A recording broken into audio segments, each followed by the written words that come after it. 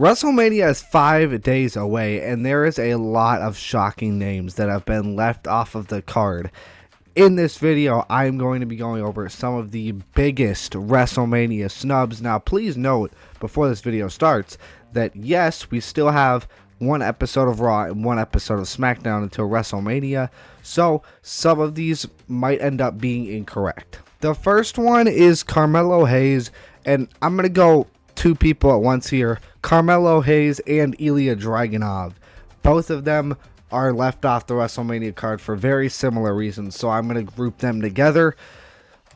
They both, brought so much value to the mid-card division in the United States Championship. The mid-card division, the United States Championship Open Challenge, was the best thing on SmackDown for months and months, and the entire time it was on SmackDown, it was the best thing on SmackDown. And it is just sad. It was so easy. It's not like it would have been a stretch to get them on the WrestleMania card. Literally, just put Ilya versus Carmelo Hayes on the WrestleMania card. There's already story there. Nobody's going to complain about a potential match of the year contender. They are both just so phenomenal. It was such a layup, and they missed it. They carried the entire brand of SmackDown for months on end, and they were both left off the WrestleMania card. Melo is even worse because he got screwed by Sami Zayn, taking 2 losses to him. It's bad.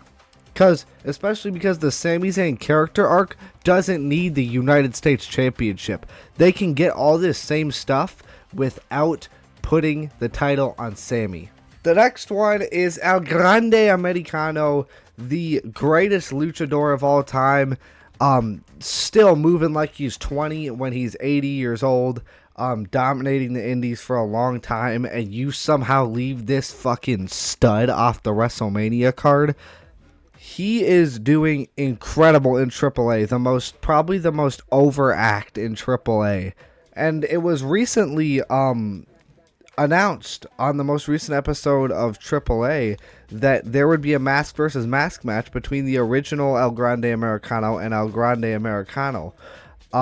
It's rumored to take place on May 30th. I forget the name of the event. It was like nachos or something. I don't know. But they could have had that at WrestleMania. I get that El Grande isn't as over on the main roster as he is in AAA, but you still could have found something for him. I think El Grande for sure deserved to be on the WrestleMania card. Most of these people who got snubbed are women, so we're heading back to the women's side of things with Raquel Rodriguez. She was on a roll. She was probably the most improved superstar of 2025, or one of the most. People wanted her to have a world championship run, justifiably so. She was feuding with the likes of Stephanie Vaquer. She has become a main eventer. She did get a tag team title run with Liv again, but I think a lot of people wanted a lot more than that. Had maybe the best performance in this year's Elimination Chamber, was great in the Royal Rumble. She eliminated Rhea effing Ripley from the Royal Rumble and isn't even on the WrestleMania card. I think this one is pretty freaking ridiculous. You could have easily pulled the trigger on her finally turning on Liv Morgan after she costed her the Women's World Championship twice. Next, another woman, Tiffany Stratton, who was literally at the top of the women's division last year at WrestleMania with the biggest title in the women's division. Had Money in the Bank, had a great cash-in. Defeated the likes of Charlotte Flair and Nia Jax like 25,000 times. Jade Cargill had, I believe, a 200-plus day reign. Returned at the Royal Rumble at number 29. Or was it 30? I'm not exactly sure. But she returned at the Royal Rumble. A great performance there. Great performance in the Elimination Chamber. And was left off the WrestleMania card. She could have easily been put into a match against Julia to help bring some value to that Women's United States Championship that needs that value. I know it was looking like the original plan was Tiffy versus Jordan Grace, who recently returned at a WWE live event, so that's good. But Tiffy versus Jordan Grace versus Julia for the U.S. title, and then Jordan Grace got injured, apparently ruining those plans. I don't know why you can't just run Tiffy versus Julia. It looked like they were still building to it. They could add it this episode of SmackDown, and it would make sense. There is story there. You could just throw it on the card. And again, there is an uneven number of matches.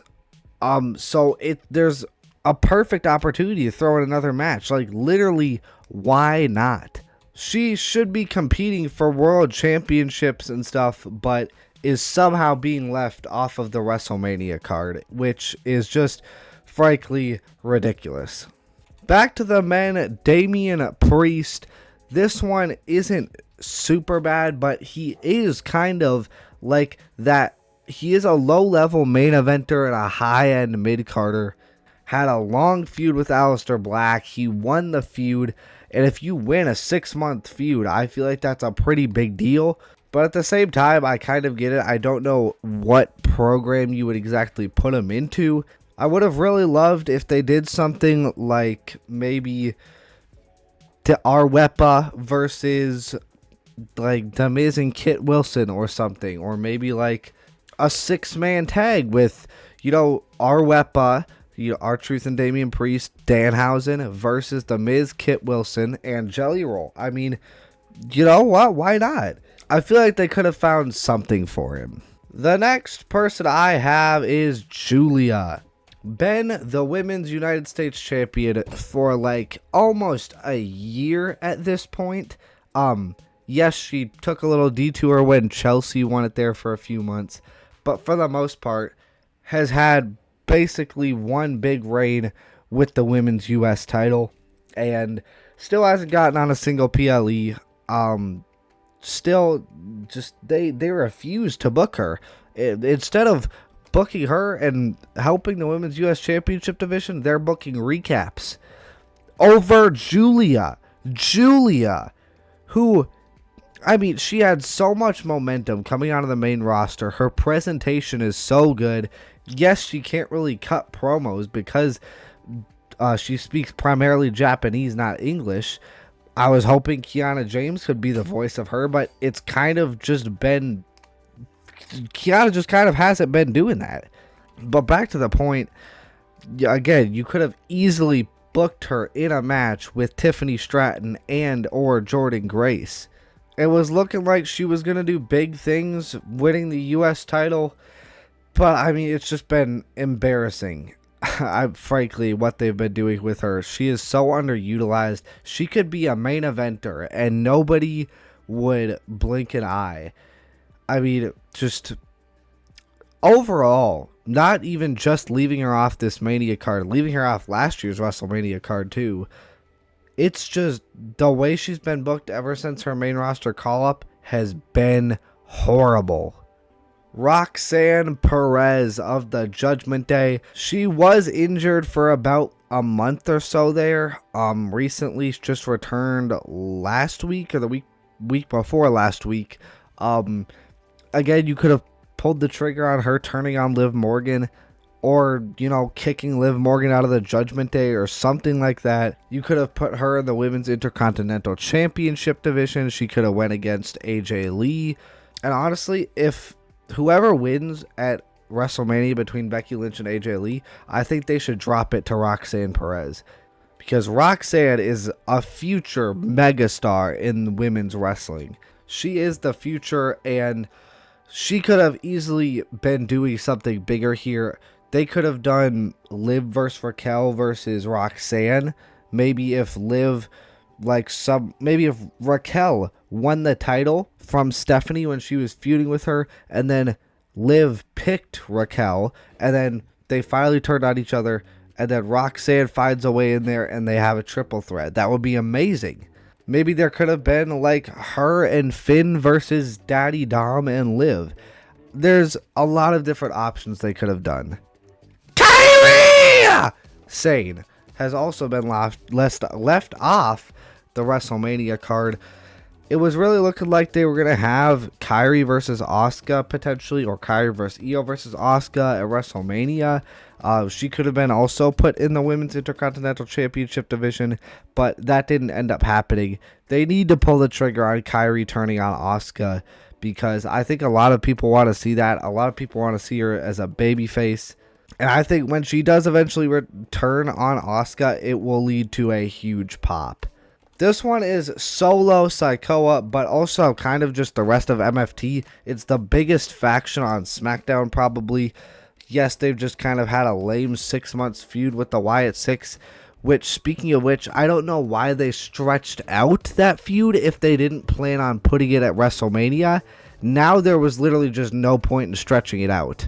Solo has been left off of WrestleMania 4 years in a row. Every year he's been on the main roster, and it's sad because he's had run-ins basically every year, I think, but he just hasn't been able to have a match, which he absolutely deserves. Now, I don't think he deserves to be winning world titles like Rikishi would probably say, but he definitely deserves to be doing something. Maybe you could have done him versus Tama Tonga. And lastly, the big, assuming she is still left off the WrestleMania card, this is by far the biggest snub.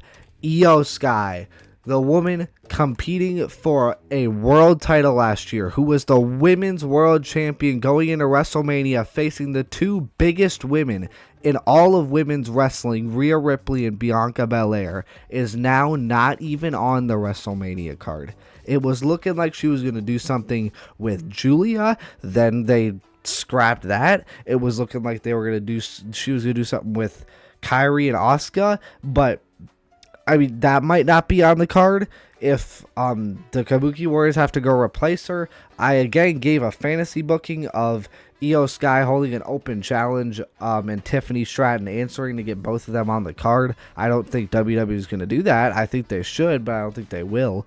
It is just sad. Io Sky, her title reign was like completely shit too. Not by her, not because of her. She did everything she could. Just WWE did not care. She was literally potentially the best wrestler in the business, man or woman. She was literally going months without wrestling. Especially when she's your women's world champion. And no, she was not injured. Io deserves so much better, and I really hope 2026 is a huge year for her, because she blew up in 2025. In 2026 could be even bigger, especially with her emote that literally everybody loves doing. There is literally absolutely no excuse for this. It is sad. They could have done lots of different things with her. But yeah, let me know who you think is the biggest WrestleMania snub from this year. Let me know if there was someone you thought I missed that should have been on the WrestleMania card. But otherwise, thank you so much for watching. Like and subscribe if you want, and